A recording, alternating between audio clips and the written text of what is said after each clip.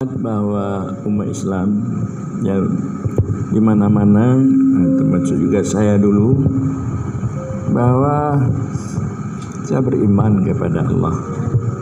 Akan tetapi saya paling takut kepada manusia daripada Allah. Saya belum bisa berakhlak bagus. Saya salah, saya alim, saya mengajar di pesantren besar peninggalan orang tua saya. Juga saya sangat susah mengenai untuk kehidupan masa depan. Jadi mengenai rezeki, bagaimana akan datang, bagaimana untuk anak, bagaimana untuk istri. Saya ke sana pemikiran saya. Kadang-kadang di mana saya duduk, saya datang. Yaitu pemikiran-pemikiran yang dapat mengkacau balaukan hati saya. Itu adalah bisikan-bisikan dari syaitan yang mewaswaskan kita mengenai rezeki kita. Lalu karena Allah itu jauh, tapi kalau Allah itu dekat, kita tidak perlu susah mengenai rezeki, mengenai kehidupan. Allah dekat dengan kita bersama dengan orang yang kaya, orang yang hebat, tidak perlu susah. Kalau kita bisa berbuat baik, kita bisa patuh, dan kita bisa mensyukuri nikmat yang ada, rezeki itu akan datang sendirinya.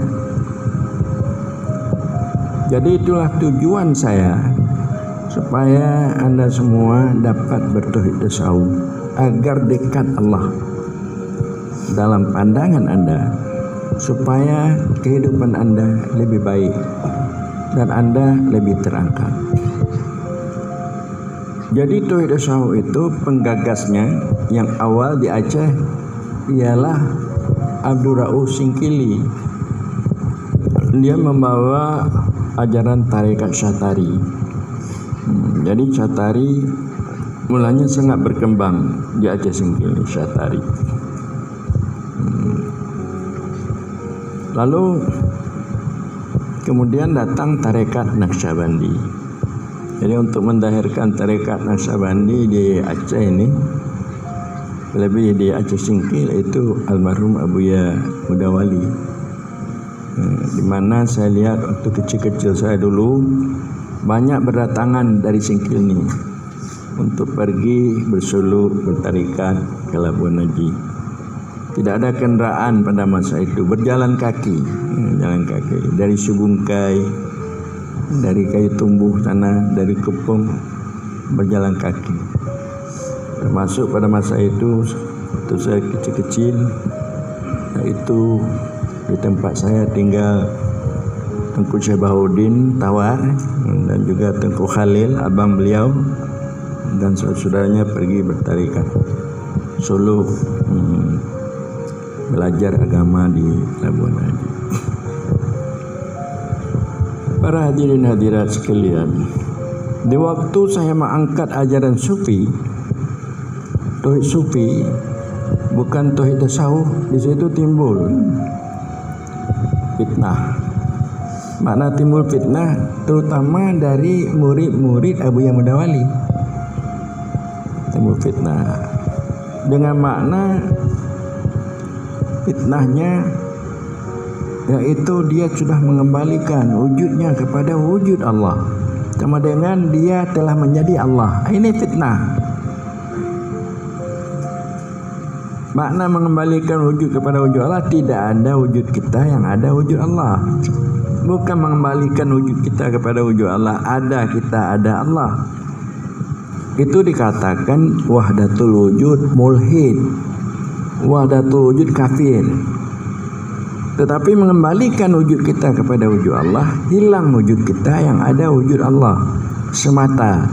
Itu dikatakan wahdatul wujud muwahhid. Itu wahdatul wujud muwahhid, ajaran kesufian.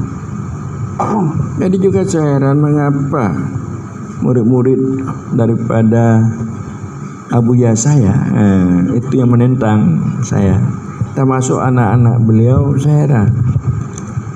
Jadi mungkin barangkali ajaran kesufian, ajaran hakikat makrifat ini oleh Abuya Mudawali pada masa hidupnya tidak diangkatnya. Cuma diangkatnya ada waktu suluk saja. Waktu dalam suluk dia mengatakan dalam suluk, yaitu tusum akuan lumah Tuhan, tusum akuan lumah Rabi, wa in ghibtu bada wa in bada ghayabani. Tusum itu bahasa Aceh, hilang akuan. Makna akuan selain Allah ini hilang. Tusum akuan lumah Tuhan, baru roh kita, sir kita menyaksikan keberadaan Allah. Tapi kalau ada akuan, kalau ada selain Allah, termasuk anak, keluarga kita, ayam, kambing di dalam hati kita, nah itu kita belum dapat menyaksikan Allah. Tidak ada di dalam hati kita selain Allah, termasuk diri kita, hilang, baru kita dapat menyaksikan Allah. Maka oleh karena itu ajaran tasawuf, ajaran sufi menafsirkan ayat wadhkur rabbaka idza nasita. Ingat olehmu akan Tuhanmu apabila engkau lupa selain Tuhan. Jadi kita diperintahkan mengingat Allah bila mana kita sudah lupa selain Allah. Selain Allah itu termasuk diri kita dan alam semesta. Bila mana kita tidak ingat lagi selain Allah, diri kita dan alam semesta, baru ingat kita kepada Allah itu ingat yang benar. Ini tafsir Isyari dalam penyampaian wadhkur rabbaka idza nasita. Sebab kata orang tasawuf sufi, engkau mengingat Allah, kalau belum engkau dapat melupakan selain Allah diri engkau dan lainnya, engkau mengingat lain Allah, engkau ingat Allah, engkau ingat. Jadi berarti itu campur baul. Dalam batinmu ada lain Allah, ada Allah. Jadi kamu nak fokus ingatanmu kepada Allah. Cahaya Allah itu tidak akan dapat, makrifat ketauhidan itu tidak akan dapat kalau ada selain Allah di dalam batinmu. Jadi oleh kerana itu ingat olehmu akan Allah apabila engkau lupa selain Allah. Jadi itu ingat Allah lupa selain Allah, itu dikatakan ajaran sufi. Itu dikatakan zikir sufi.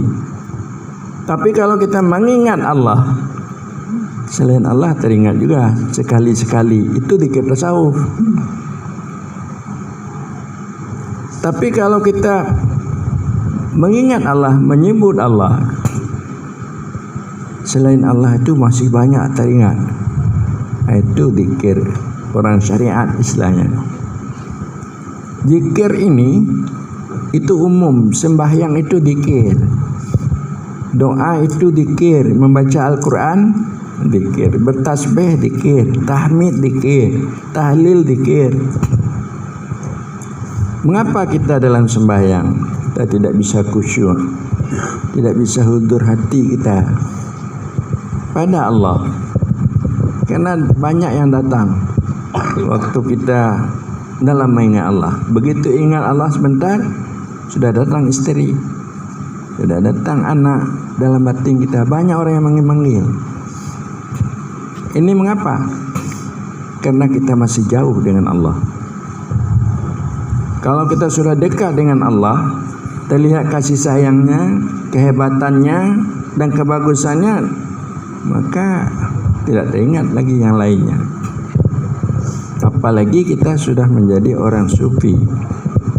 Sebagaimana Allah berfirman di dalam Al-Qur'anul Karim, innamal mu'minuna alladzi idza dzukirallah wajilat qulubuhum.